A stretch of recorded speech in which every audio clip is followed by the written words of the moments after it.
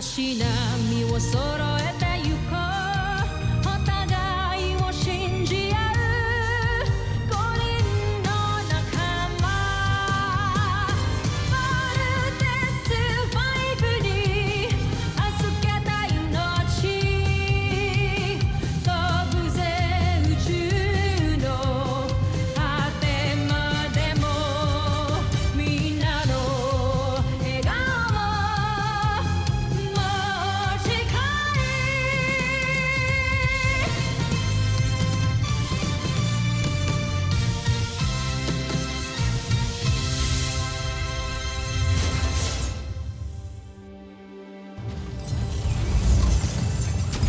Ang nakaraan sa Voltes 5 Legacy. Tatlo kayo, anak. Paano kung natalo kayo? Eh, di tatlo din kayong sabay-sabay na mawawala sa akin. Huwag niyo nga hayaang may mangyaring masama sa inyo. Alert! Our biosigns are heading to critical, guys! We have to get out of here! May isang aircraft na lumilipad papunta sa dispatcher. Akala ko you said wala tayong mga pilots. Then who's flying that? I'm so sorry, Richard. I have to do this for my sons. Hindi ko sila pwede pabayaan. Natatalo na ni Vice Thunder! Si Voltes 5! Team, I'm afraid to tell you, pero mama nyo nagpapalipat ng fighter jet na yan. No! Let my sons go! What are you attempting, Marianne? Marianne, abort! Abort! Anak, mahal na mahal ko kayo. Mama!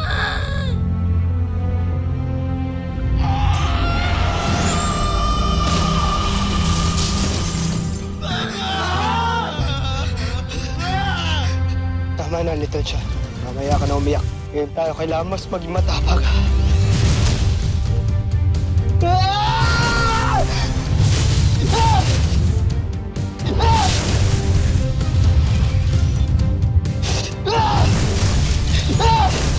Iganti na natin si Mama. Big Bird, here's your sword.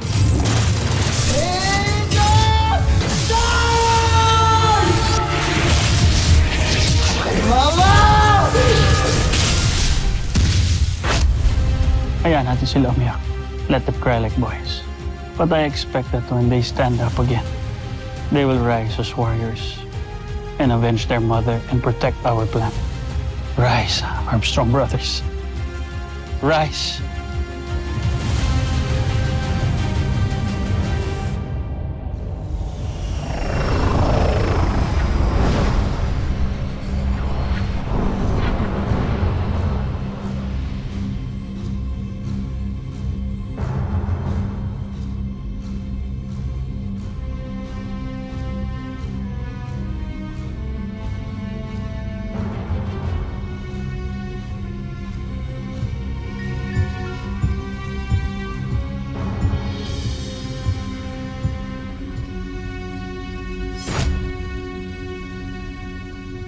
Sa pangalawang pagkakataon, muli ninyo akong binigo!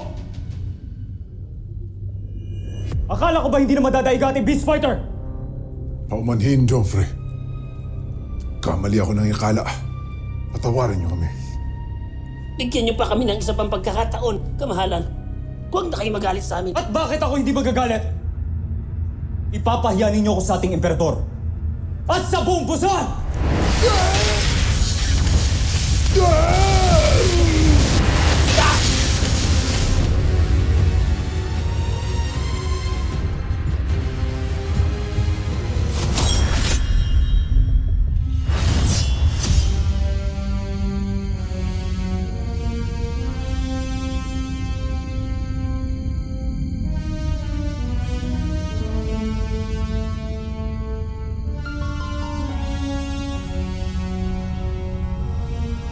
Handa akong ialay ang aking buhay para sa'yo.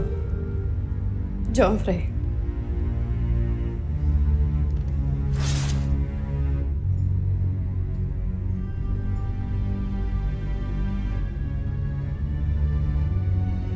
Tatandaan ko yung sinabi, Sandra.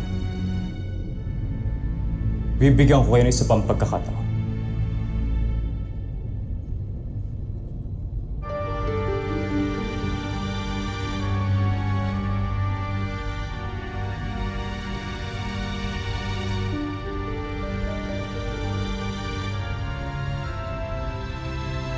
Pabayaan niyo akong bumawi sa inyo, Joffrey. Pinapangako ko, hindi ko na kayo bibiguin pa. Pagbibigyan kita, Draco. Magkamali ka ulit. Parurusahan kita. Adjust up, Joffrey. Tusintak. Sa pagkakataon ito, sinisiguro ko, mananalo na tayo. Kung ganon, ano pang ginagawa nyo? Simulan nyo na magplano magsilayas kayo sa harapan ko!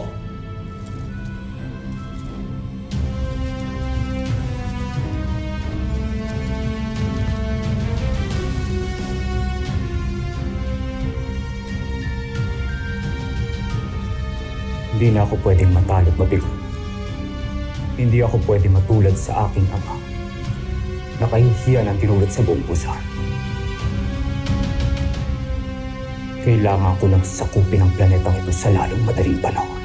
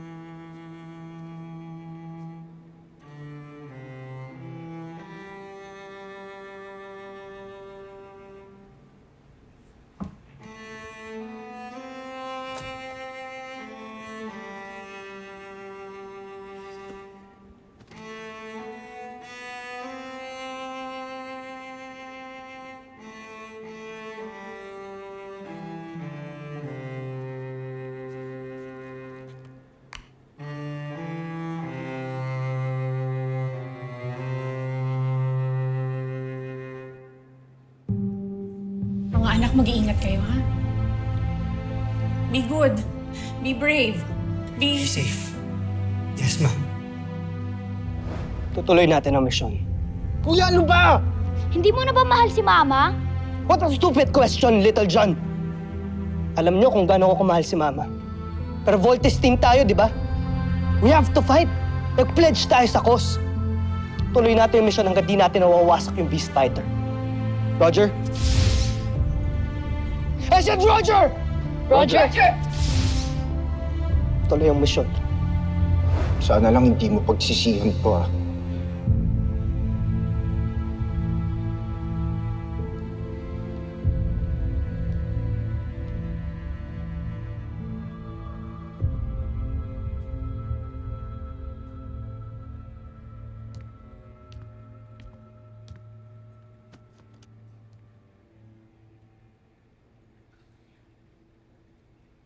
Wala na si Mama.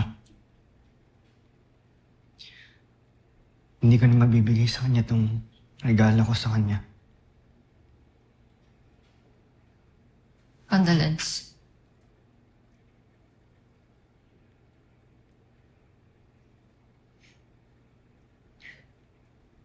Alam mo ako yung sinisisi nila, Big Bird. Tingin mo ba kasalanan ko talaga? Mali ba yung desisyon ko na hindi bumalik dito sa camp? Kaya namatay si Mama?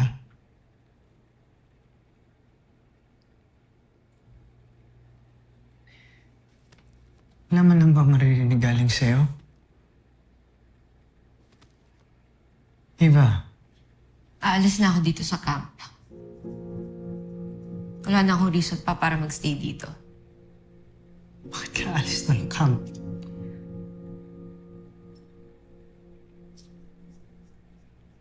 Tingin pa talaga? Na namatayan ako ngayon ka pa aalis. Ba't di ka magpa-comfort kay Jamie? Total, may gusto ko naman pala sa kanya, di ba?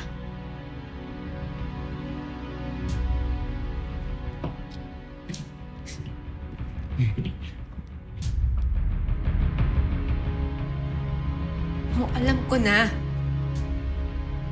Kaya huwag ka na mag-deny pa. Pinakailaman ko yung phone mo dyan sa locker mo. Nakita ko puro picture si Jamie. Stolen shots pa. So enough ng evidence yun. Be happy now. Dahil pinapakawalan na kita.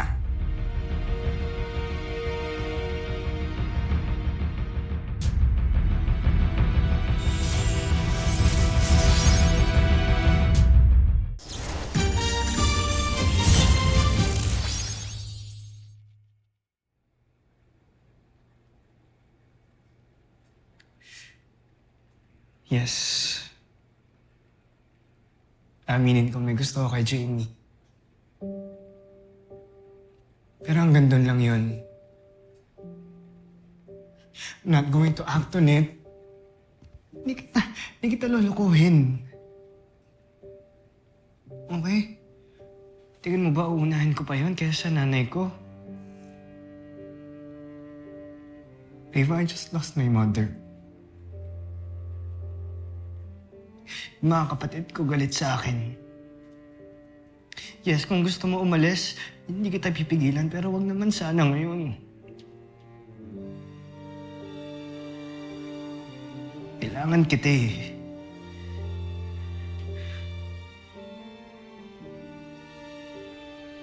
Hindi ko kaya.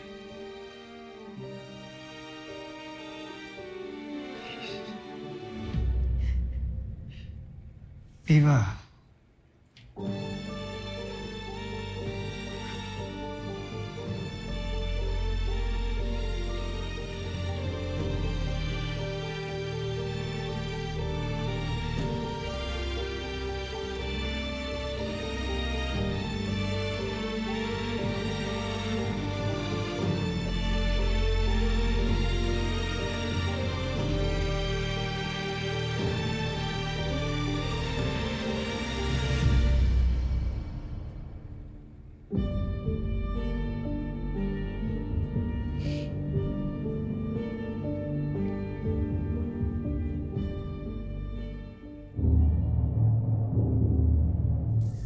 At iyon ang aking ulat, mahal na emperador. Nabigo ka na naman, Zardos. Tila yata nagkamali ako na ikaw ang pinadala ko sa Terra Air 2. Patawad, Joffrey. Gaya ka rin pala ng iyong ama. Wala ka rin magagawang maganda para sa Busan. Huwag mo kong ihalintulad sa isang traitor. Hindi ko siya pinaslang para may halintulad sa kanya. Joffrey. Kung gayon, patunayan mo ang iyong sarili. Hanggat hindi mo nasasakop ang Terra Air 2, kasing baba ng iyong ama ang magiging tingin ko sa'yo. Naiintindihan mo ba, Zardos?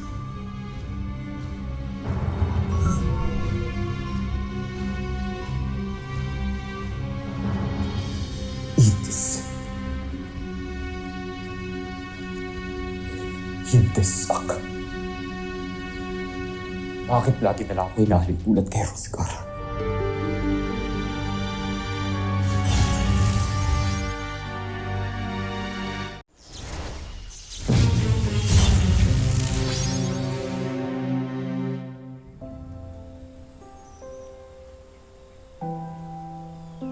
Bro, Little John. Condolence ulit ah.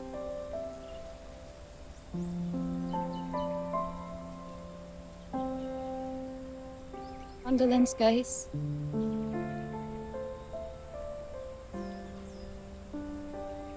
We're all very sorry for your loss.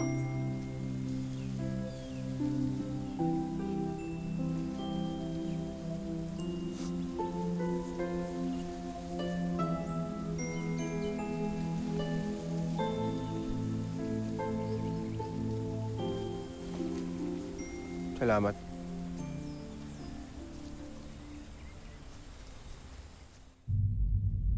Hindi na ako makapaghintay sa ating tagumpay, mahal ko. Sa sandaling mangyari yon, nais kong bumalik tayo agad sa Busan. Nang sa gayon ay may handa na natin ang ating pag-iisang dibdib.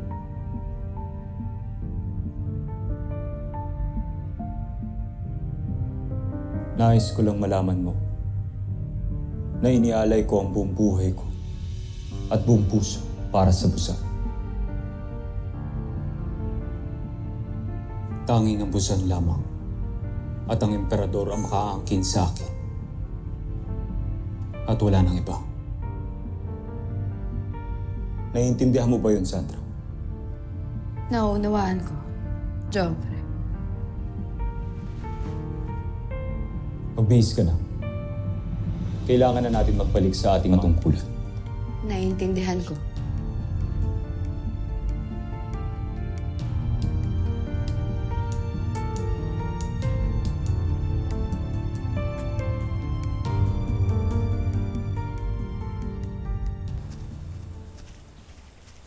Sige, umalis kayo.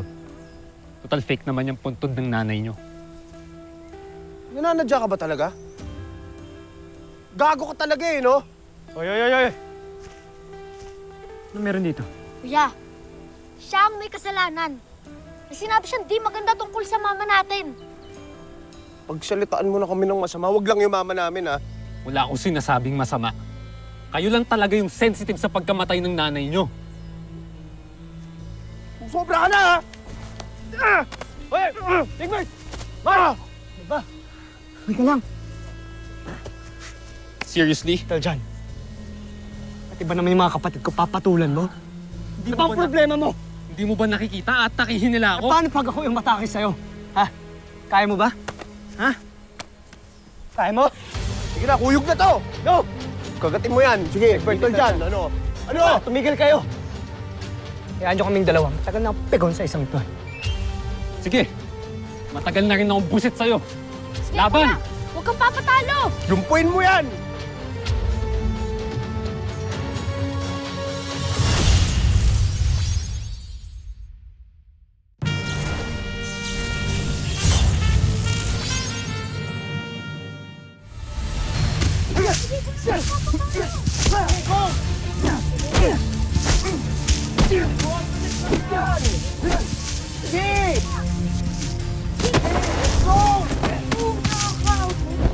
Ano ba?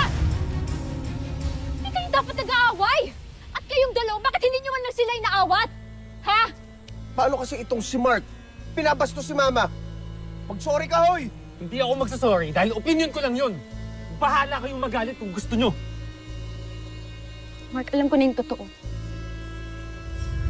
Parang ang hirap po kasing pakisamahan yung pagiging aloof and cranky and moody po niya pag hindi po namin siya ganun kakilala. Naiiyak po ka.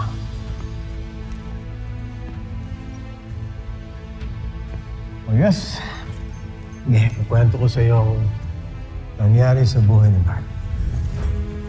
Kaya ka lang naman din kakaganya kasi galit ka sa nanay mo, di ba? Dahil inabandon ka niya. Pinabayaan ka niya, di ba?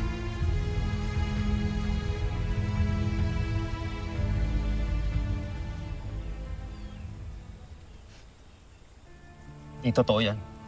Stop inventing things. Mark, hindi mo na kailangan mag-deny. Alam ko na yung totoo. And I'm sorry, but hindi nakatikim ng pagmamahal si Mark kasi bata pa lang siya nung maulila siya sa nanay niya. Mark, yung galit mo sa nanay mo, dahil yun, mahal mo siya. Mahal mo siya kaya ka nasasaktan. Guys, kahit nang namatay yung tatay niya, hindi pa rin bumalik yung nanay niya. Binuhay ni Mark yung sarili niya. Walang inang nagpalaki sa kanya. Tama na, Jamie. Tumahimik ka na. Mark, I'm sorry, pero kailangan ko sabihin sa kanila to para maintindihan ka nila. Oh, sige, sabihin natin, naiintindihan natin si Mark ngayon. Pero sana, wag niyang binubuntong yung galit niya sa nanay niya sa mama namin. Baka nakakalimutan niyo. She died for us. Naiintindihan ko yun, okay? And I agree. Pero kailangan nating magkaisa para maayos natin yung mission natin, para magawa naman natin ng maayos. If we are united and if we understand each other, mas mahihirapan yung kalaban na talunin tayo. Pero kung kayo-kayo lang naman ding nag-aaway, hindi na pang gagawin nila. Ha?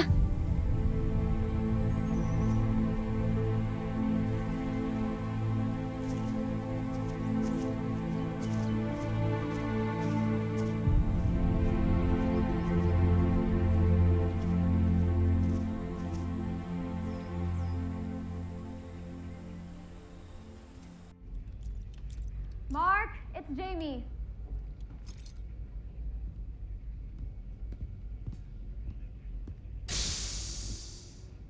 Bakit nandito ka? Can we talk? It's about your attitude with the Armstrong brothers. Look, I'm tired and I want to take a shower. Kaya pwede ba next time na lang? Door close! Gusto kasi kitang pagsabihan. Sobrang insensitive mo talaga sa Armstrong brothers kanina. Hindi aso ang namatay sa kanila, Mark. Sarili nilang ina. Kaya hindi ganun kadaling mag-mourn at mag-move on. Wala kasi akong pakialam sa mga ina-ina na yan. Mga wala silang kwenta. Kaya pwede ba, umalis ka na?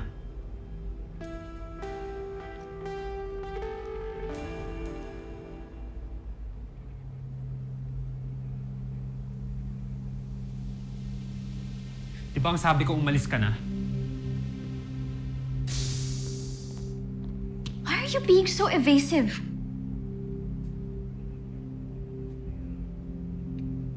I knew it. May tinatago ka nga pain dyan sa dibdib mo, no? Gusto mo talaga makita tinatago ko sa dibdib ko?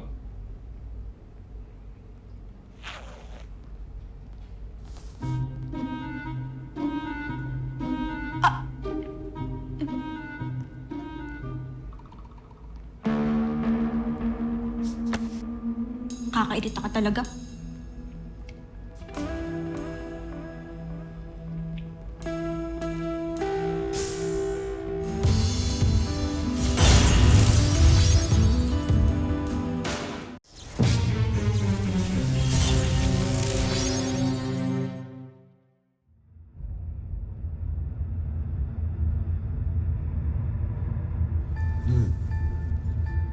Joffrey. Sinimulan niyo na bang buuin at palakasin ang susunod nating beast fighter? Oo, Joffrey. Kasalukuyan ang pinapalakas at binubuo ni General Zul sa kanyang laboratorio ang bago nating beast fighter. Yon ay si Gardo. Upang lalo itong maging matalas at mahusay sa pakikipagdigma. General Draco, anong pinagkaiba ng beast fighter na ito sa ibang mga pinapadala natin noon? Bakit parang kampante ninyo dalawa? Pinag-aralan kong mabuti si Voltes 5. At natuklasan ko, ang pinakamalakas, premyado nitong armas, ay ang laser sword.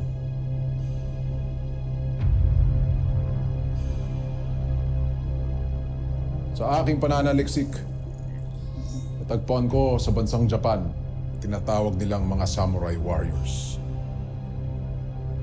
Sa mga magigiting na mandirigmang ito, binasi ko ang lakas, liksi at galing ng ating bagong beast fighter na si Gardo. Si Gardo ay biyasa sa isang pamamaraan ng samurai. Nalingid sa kaalaman ni Voltes 5, kaya mahihirapan siyang kalabanin ito. At pinanday namin sa bakal na ginamo ang kanyang espadak samurai.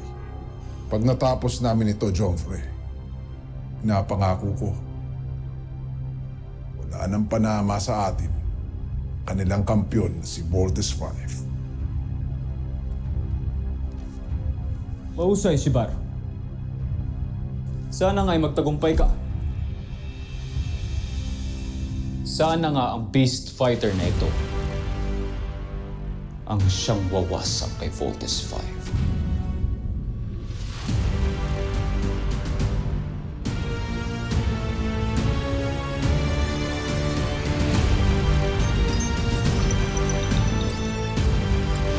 Susunod sa Voltes 5 Legacy. Oo lang, hanggang ngayon, di ko nga alam ba't kami iniwan ng nanay ko. Gusto mo bang maalam ko ang nanay mo? What if iniwan niya kami para sa iba? What if may iba na siyang pamilya? Anak, yung mas mahal niya kaysa sa akin. At least, alam mo, kesa hula ka ng hula. Umalis mo ng camp si Big Bird, Dr. Smith. Mabas Big Bird sa main gate, papuntang mainland. Hayaan niyo siya. Guys, been through a lot. Kailangan din makahinga ni Big Bird. Oy! Sabi ng lutong sige! Loko! Kaibigan kita. Kababata pa kita. Bagay. Pero ikaw, friend ba yung tingin mo sa akin? Sorry, what? Kamusta ang iyong beast fighter? Malapit na malapit ko na siyang ipakilala sa inyo. Hindi na ako makapaghintay pa. Nais kong ako mismo ang papatay sa kanila.